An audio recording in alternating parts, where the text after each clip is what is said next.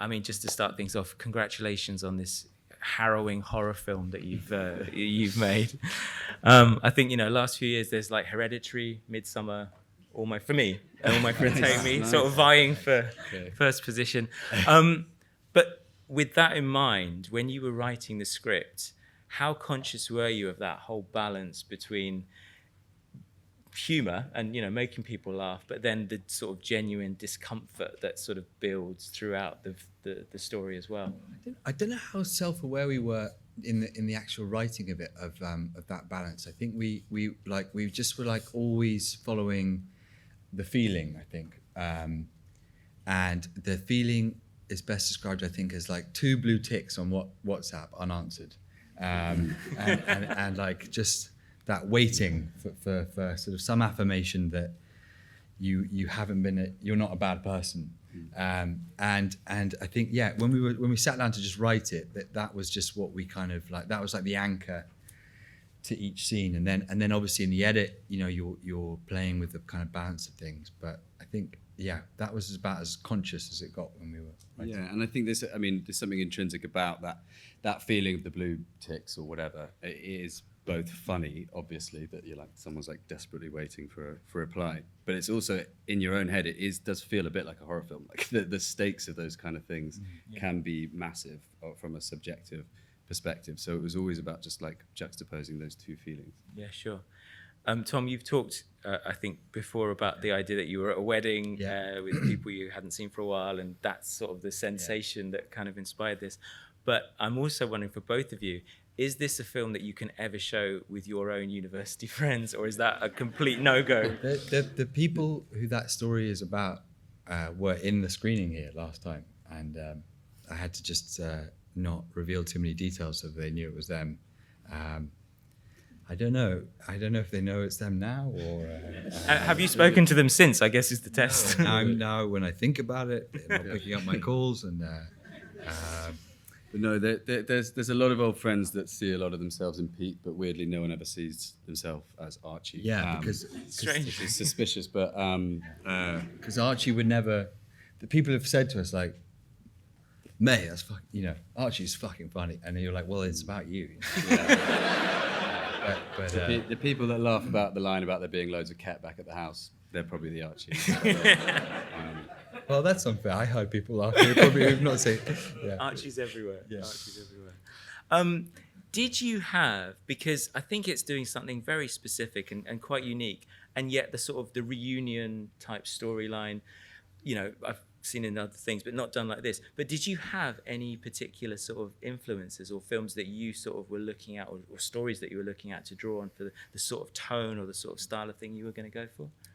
Well, it was fun looking at like films we love, like broad comedies, like something like Meet the Parents, and just looking at that from a different perspective and being like, well, if that was actually played out for real, wouldn't that be horrible and terrifying to experience those things for real? And equally the same thing with, like, I guess, for weddings or something, those like charming kind of upper class characters, but like what if they actually like did coke and went and shot pheasants, and like, it was like about trying to sort of like juxtapose tropes from films that we liked with sort of subversions of those ideas. And then obviously there are films like Feston and Force Majeure that we'd just seen when we started to write it and were kind of blown away by, and the way in which those films managed to kind of maintain like a high tension but without spilling any blood was like a really kind of inspiring thing, and also made a lot of sense in terms of the budget we had. So all psychological. Yeah. Equals low budget. Yeah. It's great that you mentioned Force Majeure, actually, because the film's about to come out. Obviously, there's a lot of writing and publicity about it, and some very, very great reviews that I've seen in many places. And I do this as well when I review. People are always doing that thing, it's this meets this. So I've got a little list here that I wanted to sort of run by you, just to see. I promise this isn't going to turn into like the Spinal Tap, album review, 2-word sandwich thing. But I just wanted to see, because you mentioned Force Majeure. So yours, or you found no. This is nothing to do with me. This is just things that I found. So there was one review. It says splits the difference between Ruben Östlund and Ben Wheatley as it pinballs between scoring laughs. Are you happy to hear that one? What can I say? Yeah. Okay. I guess it does. Yeah. This is the It best gets- of both of those yeah. films. Directed. Great. There is hints of Peckinpah's Straw Dogs and Haneke's Funny Games. Again, the film is highly derivative, guys. It's Influences.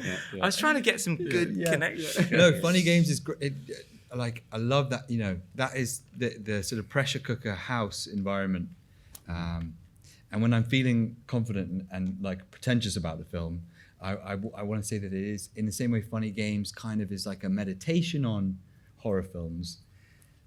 Oh no, I just sound pretentious. I think this, although maybe we weren't conscious of it, I like the way this film is like looks at cruelty and the way and the line between joke and cruelty, and starts a discussion about that. I guess if people know your work as a sort of a duo, they've seen both of you, perform when you've done your sketches and the online stuff as well. Was there ever a scenario where, Tom, you were going to be Pete, and Tom, you were going to produce? So you've effectively produced, and how did you come to this division of roles? I would trust Tom with Pete. Tom would not trust me with producing anything. That's not a scenario I can conceive of. No. No, when we were writing it, we kind of didn't write it for either of us, and that was very liberating because we spent a lot of our early career being very competitive about writing sketches and being like, who's going to play who and who's going to get the punchline, and it's actually a really boring way to write, and it was a real block to creativity, and this film really kind of I guess liberated us a bit because we were writing it just for the sake of it. And then the idea was that we would, if necessary, get some iPhones, go to a house for a week and just shoot this film, and just maybe in that scenario I would have been in it.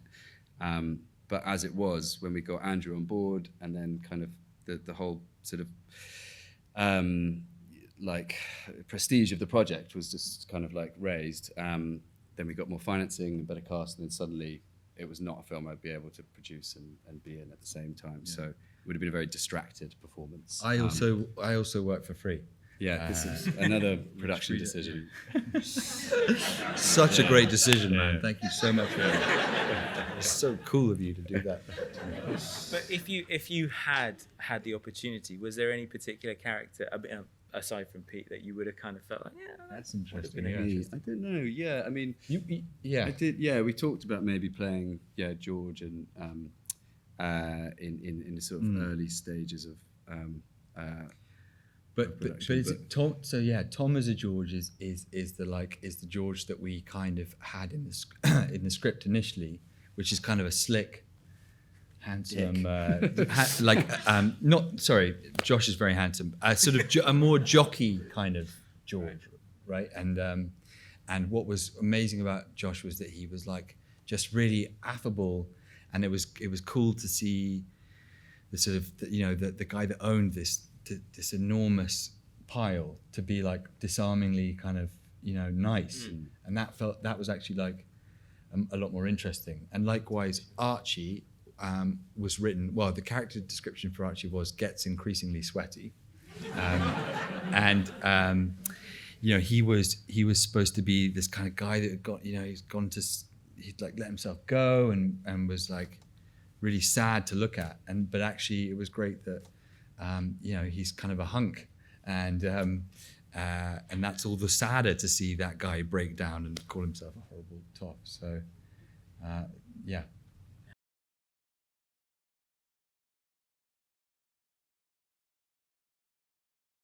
Yeah, we had. I think that our natural way to end the film was kind of with this big Agatha Christie reveal of Pete's a bad guy. They're all punishing him and blood and guts and whatever. And there was just something very unsatisfying about that, because it felt like we had set up this nightmare, which was kind of really tapping into that feeling of dread. And the minute you kind of reveal the monster, as it were, just took you out of it. And so we tried all sorts of different iterations of endings, some really quite weird ones where Pete took a lot of acid, and there was a kind of big acid trip, and I think he ended up kissing George's dad, and then he ended up naked with a gilet on, and he shot Sonia. I mean, it was just pretty Every time I insane. hear that, I'm like, we should have done that. Probably should have. But no, but again, it's sort of these endings kept like taking us out of what we were tapping into, which was this feeling of paranoia. And I think we had to reach an ending which didn't end, because that is that feeling. It's like, this character's just like, desperately, frantically, trying to unthread what's going on and just never getting to the end of that. And that felt like his ultimate punishment was this like purgatorial state where he's just never going to know what's real and whether there's a conspiracy or not. Did you shoot other sort of endings and stuff? There was Andy. So credit to Andrew, he came up with the last line of "You can't take a fucking joke," and we came up with the worst version where Pete opens a blank birthday card at the end and doesn't know if like they forgot to write in it or if it's like a message that his personality is blank. But his was clearly the best, but we shot both.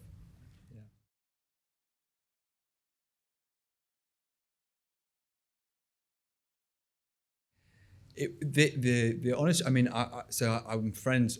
We're friends, right? I'm friends with Andrew, and feels weird the more I say it. I'm friends with Andrew. It helped a lot to. For me, I'm a very nervous actor, and anything that makes you relax is great. And the fact that like I'm just mates with Andrew means that. He's sitting I so tried to far away rephrase as it. well. Mate, yeah, he's so far away and like looking at me like this.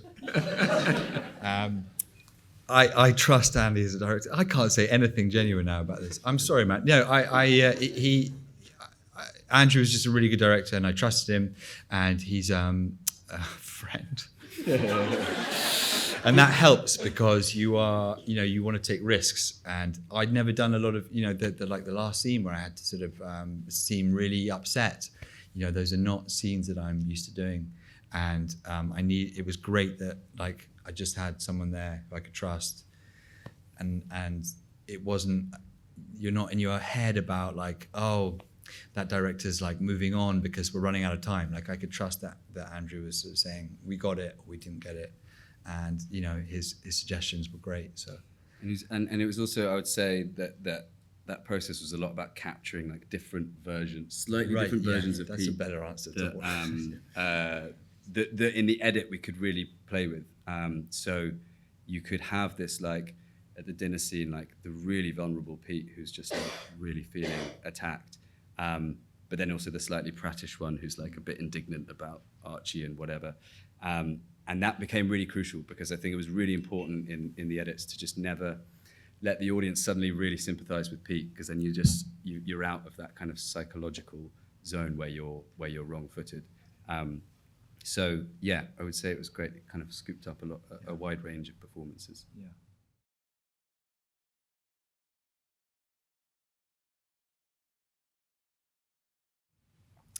Good one. Yeah, it's a good question because it was not written to have a message, kind of specifically because, I guess we don't really like films we do like films with messages, but we love films that have like open ends and like Force Majeure, and that like you can debate for hours and that mean different things to different people. We just wrote it because we thought for some reason we just found that feeling funny, and we found this idea of giving this guy this horrible birthday funny, which is weirdly masochistic. But when we started to share the script around and we genuinely were quite taken aback by how many people would read it and say like, oh my God, I feel like that, or like I've had a weekend like that, or that's my recurring nightmare or whatever. It did feel like we were tapping into something that was something that people share. And I think what I've got the sense of from a lot of the Q&As we've been doing with the film is that, the bind Pete is in the film is he can't say I'm feeling a bit paranoid, because it's obviously going to just make him look more mad and it's going to make everything worse. And so, he has to just like go with the joke. So maybe that if there is some takeaway from the film, is that like the film does the kind of like starting point of the conversation first, and maybe it's easier to be like, oh, I was being a bit Pete that weekend, rather than actually like sort of, you know, go through the humiliation of saying I'm feeling anxious. But that is not something we intended to do. I just hope that maybe that's like a little bit of worth that came out of it. Yeah. Actually, on the flip side of that, now that you've screened it and you've watched it with audiences or had audiences watch it, have you had people come up to you and sort of say what they've taken from it, or what they feel the film is doing or is about? Yeah, I mean, it's been fascinating. Like, a lot of the ending chat has been fascinating. Some people are just like so adamant that Sonia's still good and like it's a glimmer of hope and Pete's going to be saved and it's all fine, which we don't feel at all. Yeah, it's tough to disappoint people. Like, no, we wanted the bleakest ending possible. You're wrong. But it's not wrong. I mean, anyone's interpretation is. There's been a lot of chat about when does a joke end, and like that line, you can't take a joke. We had an Italian woman say that this was a permanent problem she was having with her English in-laws. She was like, they keep telling me that I can't take a joke, but it's not funny. We're just like, I guess that is a massive cultural difference. Yeah. Like, we are very emotionally repressed. We don't really talk about things from the heart. And so we just joke. That's how we make friends. And that can be really nice and sweet, but also, you know, it's a fine line into something horrible. So that's been like an interesting thing to talk about.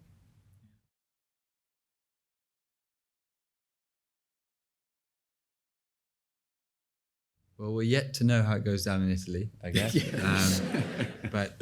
It was weirdly premiered at Tribeca first, and we were surprised by that. And I guess there's a kind of East Coast New York neurotic cliche that makes us think that that's why that happened. There was a worry. Sorry, a big worry. We were really worried. Yeah. But it's such a sort of niche, extraordinary world in the first place that it's like, you know, I had someone the other day being like, oh God, it's so funny, the like language and the dialect, and it like, what was that thing Archie said, Weendish or something? And I was trying to explain what it meant, and I was like, actually, I don't even know. Like, I think it comes from fiendish, which was some other word that toffs sometimes say, but I don't know what that means. And like, you know, sometimes it's just the case that like you can make this very, very specific world that is just real and quite authentic, and people can find humor in that even if they don't like directly haven't directly experienced it. Yeah. And also, I think when you make things that are very culturally specific, that people recognize the sort of, you know, the relationship dynamics and the tropes and things like that, right? Yeah, definitely the archetypes. I mean, like, just come back to Archie again. A lot of people have said, like, I know an Archie, and it's not necessarily a braying toff. It's just a sort of someone who's just, like, confident to a fault, and you kind of respect it, but it's also just, like, they're just really obnoxious at the same time. Like, that is just, I think, a type of person. And also, so just to follow up, the reviews from a lot of the US critics were incredibly positive, right? I mean, I don't know how much you were expecting that or how much interest you had in that, but when I first read them, I was like, wow, there's a group of critics who really seem to get on the wavelength of the film. We're huge in America, guys. I don't know how else to put it.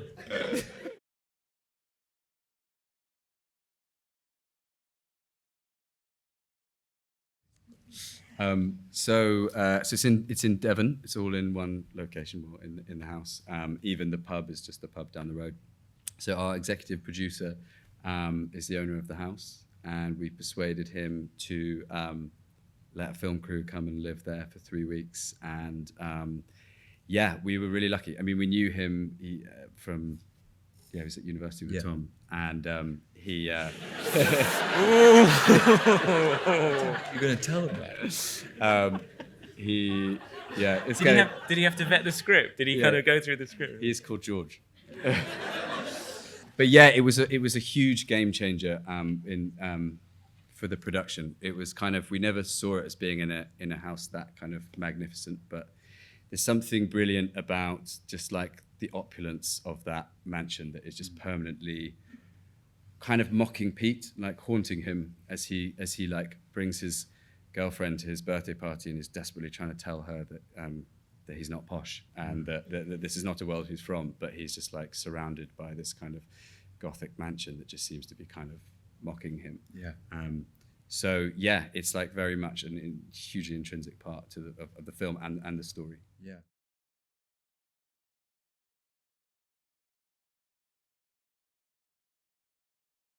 Yeah, I mean, I think we set out to write something really hard-hitting and dramatic, and inevitably our kind of, expert, whatever, the history of what we usually write, which is sketch comedy, crept in.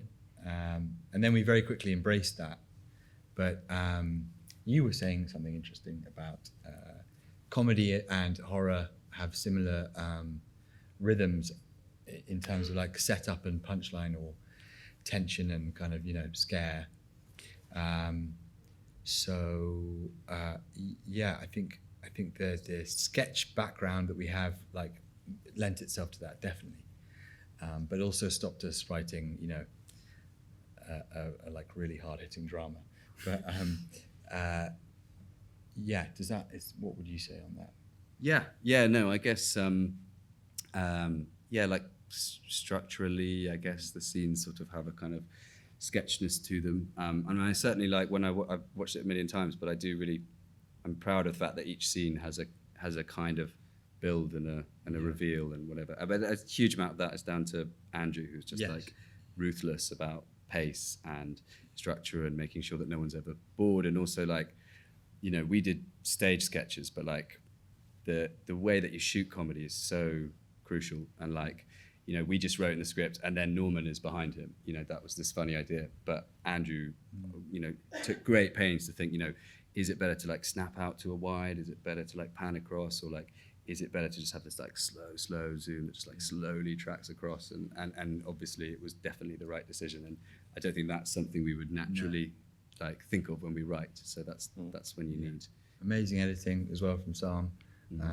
But one of the first scenes we wrote was sort of like a sketch. It was Fig on the stairs saying that thing, and the kind of the premise for the sketch was like, what if your friend, when you said, I'm really worried that I was shit last night, what if they didn't sort of say the thing you thought they'd say, which is, don't worry about it, you're fine. What if they were like, well, yeah, you were, and that was like that was that was kind of like a mini sketch that then informed all the rest of the scenes. I just wanted to finish on one last thing, because I know that you guys made it, or certainly shot it, before the whole pandemic lockdown situation.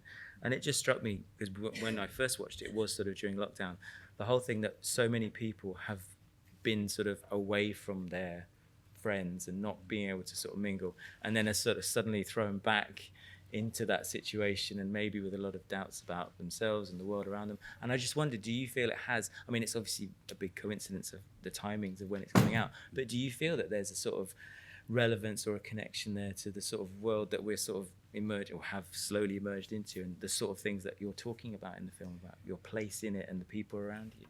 Yeah, definitely. I mean, I think, obviously it was, totally accidental that it kind of tapped into that post-lockdown sort of like awkwardness when people were gathering back together again.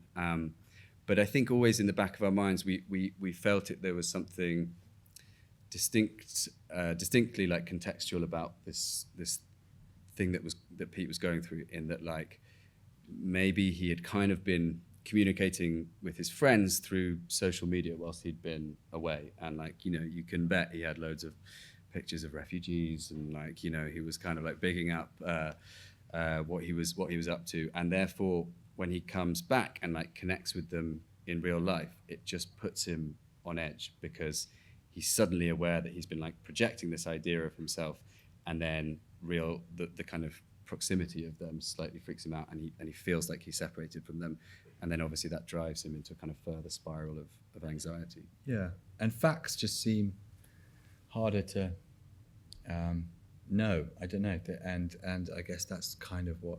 Again, I think it would be dishonest to say that we were like, let's write a film that sums up this post-truth age we live in. But like, I'm sure that's kind of where some of the feeling came from. It's like, the difficulty to kind of orientate yourself, Totally, and know yourself.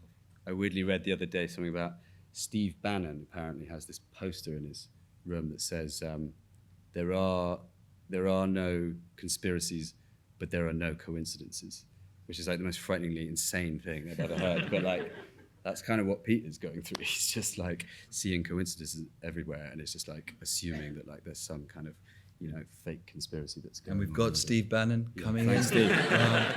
Come on, Steve. Come on down in. I think leaving it on the non-appearance of Steve Bannon is a good place to finish up. Right. Thank you so much for coming, and please thank Tom and Tom and everyone from the film is here tonight as well.